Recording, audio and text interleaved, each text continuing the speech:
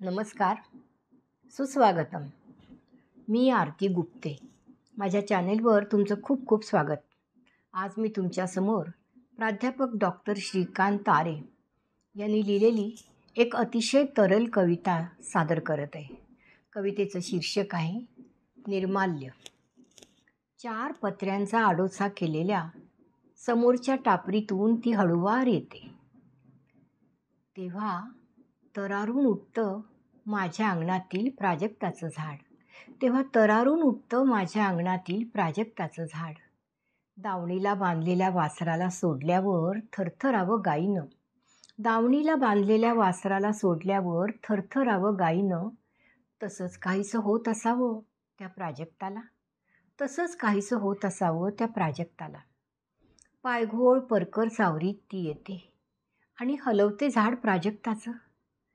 तेव्हा तिच्या नाजूक स्पर्शानं झाडाच्या खोडावर पसरलेला रोमांच मी बघितला आहे प्रत्यक्ष माझ्या दोन्ही डोळ्यांनी.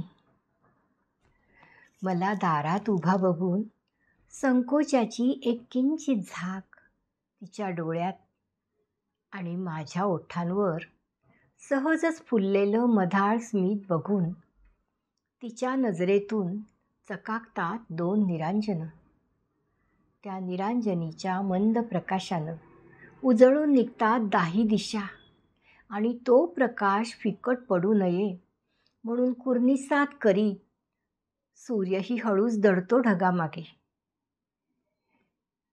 ती शिरते परसात माझ्या जमिनीवर पडलेली फुलं वेचायला. तोवर फुलांनी आवरून ठेवलेला असतो त्यांच्या सुगंधाचा दरवळ. काही फुलं तर खोळंबून थांबून राहतात झाडांवर तिच्या जवळ येण्याची वाट बघत. आणि झाड बहरलेलं असून का पसरत नाही अजून सुगंध? झाड बहरलेलं असून का पसरत नाही अजून सुगंध? ह्या प्रश्नाचं उत्तर मिळतं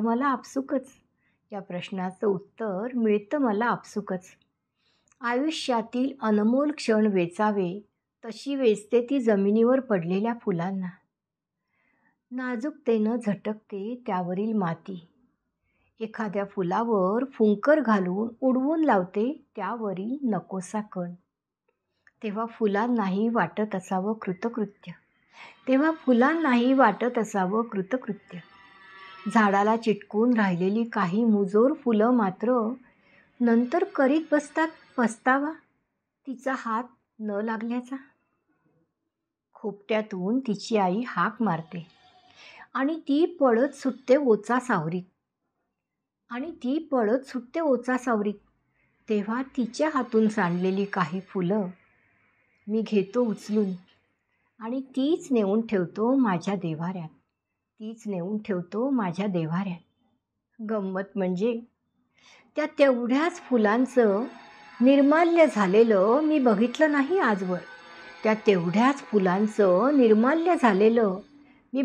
नाही आजवर. धन्यवाद. कवी आहेत प्राध्यापक डॉक्टर श्रीकांत तारे. सादर करती आरती गुप्ते. व्हिडिओ आवडल्यास जरूर लाईक, कॉमेंट, शेअर करा आणि चॅनेलला सबस्क्राईब करायला विसरू नका.